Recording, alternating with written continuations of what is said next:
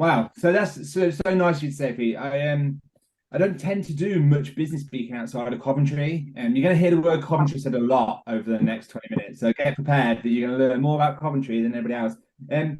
Yeah, a lot of my work centered in Coventry by design. And you'll hear more about my work, obviously. But it's a massive pleasure. It's rare that I do any kind of business networking in general. But when people are describing the aim, it's exactly the kind of stuff that actually I would find benefit of. I don't like going to networking events where I just talk to people who want to tell me about themselves. I like learning. I like it being something that's shared. So when I was invited to talk today, it was a no-brainer. And as Pete said, we could have spoke for even longer. I think one of us had another engagement, but it was supposed to be 20 minutes and ended up being an hour and a half. So let me share my screen so we can start having a look at my presentation. Right, so if I share this and then do this, you can see. We got it, mate. Okay, so what we're going to talk about today is marketing on your doorstep. As I've said, Coventry is at the centre of my business. However, the journey that I went on and to get me to this point, I think has all kind of led into me appreciating the city in a different kind of way and using my past experience and knowledge at the NHS, which you'll hear, led to it. So you'll see here, welcome to the seminar. Thank you so much for having me. It's really appreciative to have an audience of people who are like-minded, and hopefully we'll be able to learn from some of the things that I've learned along the way. So these are my three businesses. So you have Zapped Marketing on the left-hand side, which is my marketing business. Watches for weddings, so pocket watches that I sell when people get married, or it's a graduation or a christening or a Christmas gift. And then Etch Pin on the right-hand side, which is my Coventry business. So all three are interlinked. Kind of organically so, and I'll talk you through kind of how we kind of got to this stage.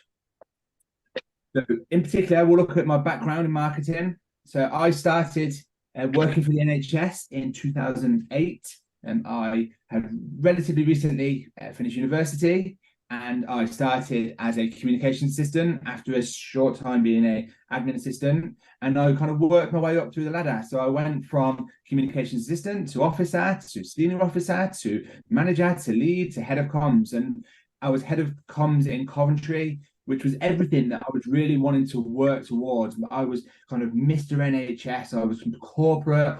I was somebody that people would have seen as kind of being NHS through and through. And I thought that my plan would have been to be there for life. But something changed, and I'll tell you about that shortly. But essentially, I had two young boys, and I was finding it a challenge to juggle a senior job alongside my work-life balance of home. And a very senior job came up above me, which I probably had a half decent chance of getting. I would have certainly had an interview to it, so for a director job at the NHS, and I didn't go for it. And it was the first time in 10 years where I hadn't looked to move up. And my whole of, as you saw the ladder just then, my whole NHS career was about progression. If I didn't get a promotion in 2 years, I was frustrated, and I was really wanting to make sure that that was what I had. Two key things fueled it. As I mentioned, we had our boys, so Oscar and Caleb, you'll see on the right-hand side. And on the left, you'll see Simon. So Simon was the guy that took me on at the NHS. And he took a chance on me. I'd been at university, and so I can see lots of movement going on here. This is, as I say, we have a family, so there's the school stuff going on at the moment. I can see on this left-hand side, which I don't want to betray it and say, you can't talk to me, because so you might see me give my boys a high five in a minute when they go to school. Yes. So Simon on the left-hand side, and Simon brought me in at the NHS, and he was my mentor, he was my role model, and Simon passed away age 35 of pancreatic cancer. It happened really quickly. He had two young children himself. And the combination of both of these kind of things happening really shifted my perception in life. And it came less about progression and status and money, and it became more about kind of work-life balance and making sure that I had my priorities right. And I kind of realized that what I was after was time. I wasn't after money. And at the time at the NHS, I was spending so much money on things that I didn't need to, suits and fancy shoes and watches. And I bought a really expensive watch, which almost betrayed my growing up, because growing up, we didn't have much money. And then suddenly I was buying watches that cost thousands and thousands of pounds. And I kind of knew that something wasn't quite right. And the combination of not going for the director job, having the boys, losing Simon, it really started to shift me in a way that I wasn't really expecting. And so I always say the word lucky, but I wasn't lucky. I started this business 2 years before watches weddings, and pocket watches, as I say, that you give to your groomsmen. And this had taken off in the 2 years prior to me not being happy in the NHS. And I was actually bringing in like double my salary from this than I was from my career job. So when I talk about the various factors that were factoring into me not being happy in the NHS, I also had this side hustle, which was doing even better than my day job. And I was kind of going, oh, actually, there's a world out there of business when I've been in my corporate public sector bubble for so long, where I could go, oh, actually, there's an untapped market here for me that I could learn from. So watches, I really promote around steampunk and like Peaky Blinders. So all of my marketing experience had led me to a business. And I thought, you know what, I think I could do this kind of going forward.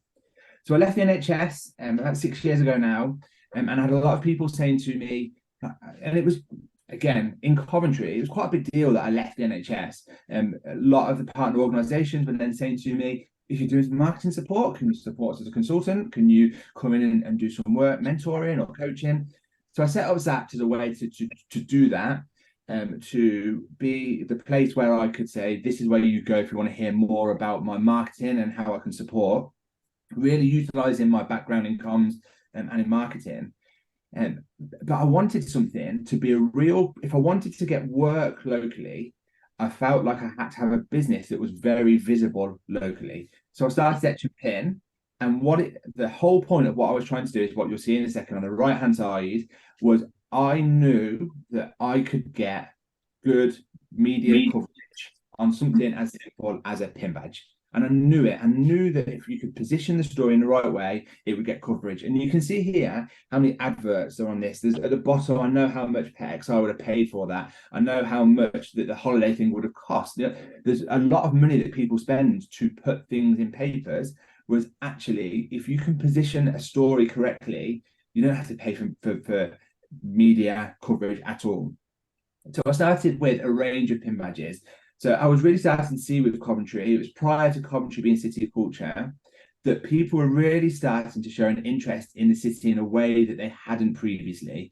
There's a big civic pride in Coventry. We're the underdog city, we were in the shadows of Birmingham and Stratford, etc.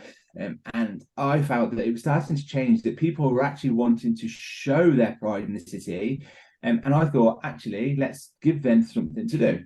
So the way this worked, it was 12 months worth of pin badges. One was released every month over the course of a year. You would subscribe to them before they arrived on your door. So it was almost like a bit of, and Caroline was one of those people that it was almost a bit of a surprise that you'd get through your door. And I don't get much letters now as compared to I used to, but they're never exciting, but you get your pin badge on the first and you're like, what's going to be? All celebrating our city. And the things that are really unique to the city, there's a building in the middle, you'll see a grey elephant looking building in the middle, and two down, two across. It's a sports centre that was accidentally looks like an elephant. None of you will know about that, but in Coventry, we know what this is and we promote our civic pride. After the year, I started to become the pin badge guy, which wasn't particularly what I was aiming for. I wanted to be like this comms maverick in the city that's doing it. So I need to think, how do I do it? And I stopped the pin badges with having 250 people subscribed. So I could have continued that. There was 250 people every month that were buying a pin badge. And I thought, I need to keep moving. I can't, and I was getting lethargic promoting the pin badges. The first row, for example, would have had 50 posts, then 30 posts. And by the time we got to the bottom, it was getting 10. And I thought, well, if I'm lethargic, other people are going to get lethargic. So I framed it. I made it a piece of art, in effect, that people could collect and show their pride and choose their pin badges to put on their lanyards or their bags. So as I say, Coventry was on the verge of being City of Culture. We'd already had it announced 2 years before. And at that time, I felt a little bit left out, and thought, I remember when Coventry was announced as the City of Culture on the One Show, and I was sat at home watching it on the TV, and I was like, oh, I want to be part of this, but I wasn't offering anything to be part of it. This was pre-Etch Pin. And so that really fueled the thing of, do you know what? Let's drive a stake in the ground in Coventry. Let's be known as somebody in the city that's doing good work. So after I decided not to do pin badges or to scale the pin badges down, I then released this, so a Coventry Sticker Album, which are like the old penny sticker albums you'd have had back in the day, the football sticker albums. You'll see that I put myself as sticker number one. I never quite made it into the football sticker albums when I was young, so I put myself in there. But I brought businesses together from across the city using the clout that I'd started to build from the pin badges to create this. So the businesses paid a relatively small, like IKEA were in Coventry at the time, and I went to the comms person at IKEA and said, I want you to be in the sticker album. I'm only going to charge you 50 quid. And she laughed and she was like, you could have charged us 500 and we'd have paid for it. But in it are small businesses, individual community groups that I didn't want to betray. So for me, what fuels me is doing good work rather than making money. So you'll see other things that I've done more recently. So we released like a card game. On the right-hand side, you'll see some Lady Godiva statues that I had commissioned. And actually, I met Sarah, who made them, on a panel call like this. And these went, so there was 30 of them. They went in less than 24 hours. They sold out. We've got another 30 coming soon. But what I'm trying to do is give the people of Coventry things to show their pride. So we've had art prints, so we've had all sorts that are all centered on Coventry. And what I've been able to do is to build a network of stockists in the city. So there's a number of high-profile places like the Coventry Cathedral. We've got the Coventry Transport Museum that all stock my stuff. Right, see you later, guys. Right, see you later. So there's a bunch of stockists that I have in the city that all sell my stuff. So they're already doing a lot of the legwork for me, but I'm giving them things that they can promote and that they can put into there. So the Herbert Art Gallery, for example, 80% of what they were selling was my stuff. And they had a massive showroom with all sorts of the rubbish you'll get when you go to the zoo, that is just like very temporary plastic that will break really quickly. And they shifted their whole business model to incorporate a smaller space, which then puts a higher priority on my stuff. During lockdown, I then decided, so obviously lockdown was tough for everybody. And for me, I needed like a creative project. It kind of, the watches were still doing great, even though weddings were cancelled. Nobody could go to the shops, so they were buying stuff online. So suddenly my watches dipped overnight and then jumped up overnight, and my marketing was still doing great, but I couldn't really fill my time. I was spending so much time with the boys because they weren't at school. One day I was playing video games with my friends, and I took my headset off and said to Sarah, my wife, I'm going to write a book about Lady Godiva. I said, I think it will do really well. And Sarah's really used to me going, all right, go on then. And we did it. And you'll see it here. This is Lady Godiva's birthday suit. So a book about Coventry's most famous export, maybe two-tone and the specials you could argue as well. But a book about Lady Godiva. And I thought I'll take a punt on it. I had no idea whether it would sell. By definition, I knew that you could draw a ring around where my stuff would sell, and it's pretty much Coventry Ring Road. So I knew the published model probably wasn't going to work. I'm very forthright around how I want things to look, and I didn't really want notes from editors or publishers giving me advice. I wanted to just go, I'm just going to do this. So I decided to do it. It cost me about £3,500 out of my own pocket to get it set up. So not a small amount, but being able to benefit from the stuff doing well as it is. Then now this is now swollen into a set of books. You'll see there's 8 books there. The book that you'll see, the Starley book on the bottom left, the bottom right, sorry, is two-sided. So on one side you have one of the Starleys, on the other side you have the other. I've written a book with my son, which is amazing. 2 books with my son now. So Oscar, who's just prepped out the door. So the two of us have written 2 books together. What's been really cool is that £3,500 that I spend, I've been able to offset by approaching organisations locally to sponsor the books to go into schools. And I made that decision with Lady Godiva's birthday suit, and that's what happened. All of the books have had corporate funding as part of the organisation's CSR to promote reading, education, celebrating local, and there's 9 books released now with this one in addition, and there's another book that's printed that's knocking around here this is a sneak peek. No one's seen this one. And I've got this one, which is a real celebration of Coventry. So there's 12 different illustrators that have all had significant funding to put them into schools. And that's backed up with the books sell really well themselves. So the Lady Godiva one sold nearly 2,000 copies myself. I have the Herbert and the Transport Museum and the Cathedral and Coventry University that stock them for me. So I've been able to build a model here where I'm providing the city with merchandise to celebrate the city in the way that they want to. What it's also done is brought me massively closer to the city.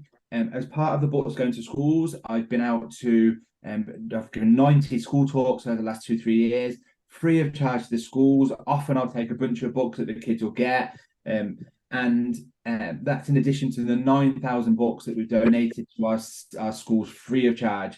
And our schools have said to us, when I was growing up, we learned about the Blitz. So the Coventry Blitz was during World War II, when the city was pretty much flattened. And it was all we ever really learned about. And I felt we had it wrong. I felt we were promoting something that happened to the city rather than promoting something, the things that are positive, like the music and the culture and the sports stars, and how Lady Godiva should be seen as an icon because of being brave and standing up for equality and other people. And that's what I've been able to do through the books, is provide schools with tools to promote the city to our young people. And I think we have like 27,000 young people in any given school year. And I hope that they're going to grow up thinking more positively of the city compared to how I felt I did. It's a bit, it makes me cringe. I have to put it in every time, but then I cringe when it pops up. So we've won awards locally and regionally. I won Role Model of the Year at the Midlands Business Awards. You'll see on the right. In the year after Coventry was City of Culture, we won Innovation in the Cultural Sector. And for me, this is really good because it's almost validation. It's great for the night because we get dressed up and we win and we can go upstairs. But what is really good is showing people, like, Aaron knows what he's talking about. Like, I've been able to take something essentially from a pin badge to winning awards. And the Role Model of the Year was at the Villa Ground. It was at the Villa Ground, and it was very heavily Birmingham. And when it was come to my category, the rest of the people in the room were obviously all from Birmingham because every name that got mentioned got the biggest cheer. And then we won. And to be able to say we're kind of competing with Birmingham, which is something that fueled what I was trying to at the beginning of not being in the shadows of Birmingham. Which is obviously, yeah. But the thing, this is the more business side of it. I think when I was starting the watches, I was thinking, do you know what I'll do? I'll start it and it will grow. And over time, it will grow, upward trajectory, and it will continue to grow. And what we'll do in a few years' time, we'll have a factory and a warehouse, and we'll have this, and we'll have this, and we'll have multiple stockists, and maybe there'll be a shop. And that was really what I was thinking was going to happen. But it would almost betray the time over money angle, which is something that really drives me. So what I've moved towards with all of my businesses is this. And there's a book called Company of One by, I think it was Mark Jarvis. Peter, I was trying to find the name last time Peter and I were talking. Mark Jarvis, I'm sure it is. And he's around, you grow a business until it's sustainable to continue to be able to do it yourself. And that's what I've been able to do with the watches. Twice a week we post orders out. We have a cabin or a workshop at the end of the garden now, which is the area for watches, and Sarah and I will go down there and we'll do them and we'll post them twice a week. Even though I've got at the moment 3 businesses with multiple strands, I think I work probably between half and 2/3 the amount of hours that I used to work at the NHS. Because at the NHS you'd go there at 9 o'clock and you'd finish at 5 o'clock, and no one says, I finished work, actually. I've run out of work. I'm just going to go home. You find busy work, and there's meetings for the sake of it, whether it's just 20 people. We had senior manager meetings when I was like, I didn't even need to be there for the whole 2 hours. I could have been there for 10 minutes. There's so much wastage. And what I saw was when you own your own business, it's that cliche about working smart and not harder, but that's how I feel. I feel that I've got things all manageable where they can be successful. My watches continue to do amazing. If you're on Etsy and search pocket watch, you'll generally see that I'm the first thing that pops up. It does it for itself. And I don't have to market it on Instagram or Facebook because of the SEO and the search rankings on Etsy. I'm the most prominent search term for pocket watch on there. So why would I try and increase things by 20% and spend so much time and effort trying to like paid ads on Instagram and constant content, where actually I can just leave it. If you looked on Instagram for watches for weddings, I don't think I've posted for like 3 years, because I've got it to a place where actually the watches do amazing as they are, but at the same time, we can manage it within what we do. So when I try to explain to people this what I do, this is kind of what I've kind of landed on now. I'm essentially a plate spinner. I've got three different businesses, plus other stuff, mentoring, coaching, a podcast that I'm commissioned from the council, all of this different stuff. Essentially, what I'm trying to do is to make sure none of them fall over, whilst at the same time filling glasses. And the glasses at the bottom are different things in life that I want to try and keep as full as I can. So my relationship with our boys, my relationship with my wife, family, friends, health, hobbies. And what I'm trying to do is to keep all of these plates spinning, all of my business plates spinning, but at the same time, keeping myself as fulfilled as possible in life. And that is essentially my juggling act of what I have to do, and what I hope I'm doing successfully at the moment. So what I wanted to try and do was for some tips that you can take away, is just share some of this stuff with you. Sometimes I downplay how good I am sometimes, and I say to people, oh, it's all straightforward, it's fine, I didn't need to go to university, I didn't need to work at the NHS. Actually, all of that stuff led to me where I am now, and I'm indebted to the time that I spent at university and the knowledge and experience I learned at the NHS, which I've been able to then repurpose into a business. And the thing that I think marks me different to a lot of marketeers is I am hugely focused on understanding my target audience. It was something, not to go into it too much detail because it's quite a long story, but at the NHS, we had to try and reduce A&E attendances. And for years, we would put billboards and taxes and radio ads and newspaper adverts that had no return, because the message was so bland, because it was trying to be aimed at everybody. So what I did instead was I took the data of who was going to A&E and leaving without treatment, and then I aimed campaigns at those, which included students who were spraining their ankle playing football in their new city. They're still registered with their doctor back home. But I could then say to them, do you know there's a temporary doctor on your campus you can just go to? You don't need to change your doctor. Or girls who needed the morning after pill and didn't want to go to their family doctor. And we could say, A&E is not the right place for that. If you need some discreet advice, there's sexual health clinics or pharmacies. So understanding, and we saw a massive reduction in A&E, like a trailblazing type reduction. And it is simple, but everyone else got themselves all worked up in being visible rather than making a difference to the target audience. And that's what with Etch Pin, when I first started, I had 20 people in mind that would buy my pin badges, physical people that I knew. And I wrote down their attributes and what they liked and where they shopped.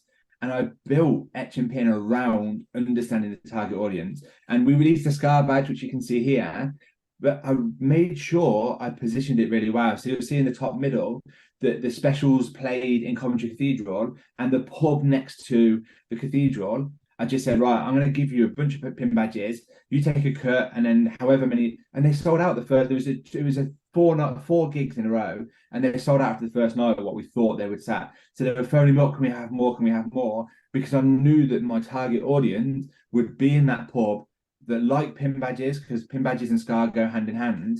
And it's what fueled what I try to do, is understanding who is going to buy my services.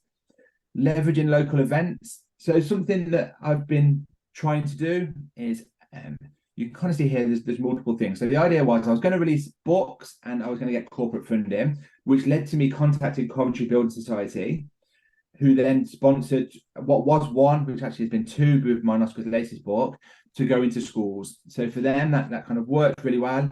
They've then brought me in as a mentor and a judge of their Young Writer of the Year competition. So this stuff is such great content for me to promote, because it's not Aaron is selling a badge, Aaron is selling a book. It's I've now established myself as the go-to person for writing or author in the city. So on the right-hand side here, you'll see that Coventry is becoming a child-friendly city. It's a massive piece of work that I'm heading up all of the comms as a consultant. there's a through line between all of this stuff. I had the idea, I contacted the correct people. They then used me as somebody to have events or judging, or just this week it was the Coventry CWR's Make a Difference Awards, and I was a judge of that. This would have been unheard of before, but it just gives me authentic content to talk about. And you'll see on the right hand side, I was one of the panels of opening Coventry as being a child-friendly city. Because of the reputation that I have in the city, I was able to approach Coventry City Council, and I said to the council, I think you need to make your decision making more transparent. I think you should do a podcast where you let me interview your councillors, your cabinet members, members of the public, local organisations. And the council commissioned me for a 3-year podcast where it's a paid piece of work for me to do, but continues to get my name out there through the relationships that I've built through Etch Pin. Utilising social media effectively, I think everyone has an idea around social media, but something in particular that's been really good for me is Facebook groups. I've tried to take screenshots of it earlier, but there's endless Facebook groups about Coventry where me sharing my stuff in those groups gets me out to an audience that I wouldn't typically reach. And it was something that I learned at the NHS quite quickly, was you can have people like your page, but often people on things like Facebook are liking your page as almost like a badge, as like this is what I like, rather than what they want to engage with. And if you have, I think I've got 2,000 followers on Facebook, those people already know what I do. What I want to do is get out to people who don't know what I do. And Facebook groups are a great way for me to do that and to get out there and to reach people who I wouldn't typically be able to reach. Engaging with local media, and something that I have huge success with locally is coverage. Everything that I do will get picked up. And there's a weekly newspaper that goes out that my friends take mickey out of me all the time because it's just endless photos of me holding things up. But I get coverage from it because what the papers want is person-centered stories. Why am I doing this? You'll hear soon about the money that we donate to charity. I try as much as I can to position this, and you'll see, I think it's the next slide, this art print I released. Again, I took a bit of a print on it. I commissioned an illustrator, and I've sold like 500 of these art prints, and they're like £40 each. And it was something that I didn't expect to take off in the way that it did. But I had no idea that there could be an audience for it. But what you'll see here is the press release that I sent out is almost word for word what you'll see on the left-hand side. The journalists, there's some that will do kind of more feature-led work, but I'm finding if I send a press release, they will copy it word for word because it's an easy win for them. And you'll see the left-hand side, that's page 2, so one of the most prominent pages. Top right was page 3. Now I'm getting coverage that people spend hundreds and thousands of pounds to try and get, but what I'm doing is I'm positioning my press releases in the right way. If you're not sending press releases out to do with your work, get onto YouTube and start looking at how press releases are made up and how are built, because it's that whole thing of the who, what, why, where, when. And I can now write a press release in pretty much like 10 minutes using the same model as what I have, and then a good clear photo. We send it to the press, and it's now getting to the thing of if I don't get coverage, it's disappointing. And even this week, there's a massive ride in Coventry, and they were struggling to bike ride. They were struggling to get the coverage, and they put a press release out, which was Aaron's Starley books. We've bought some to sell on the day, and it made front page of the paper. The fact that my books were on sale there, and they've been pushing out all of the comms around the ride itself with no success. So position yourself as doing good work will go a long way. Something that fuels everything that I do is donating money to charities, whether that's our books or actual money. A proportion of everything that we sell goes to local community groups and charities. And I think it's about £30,000 we've been able to donate so far, but I've not totted it up for a while.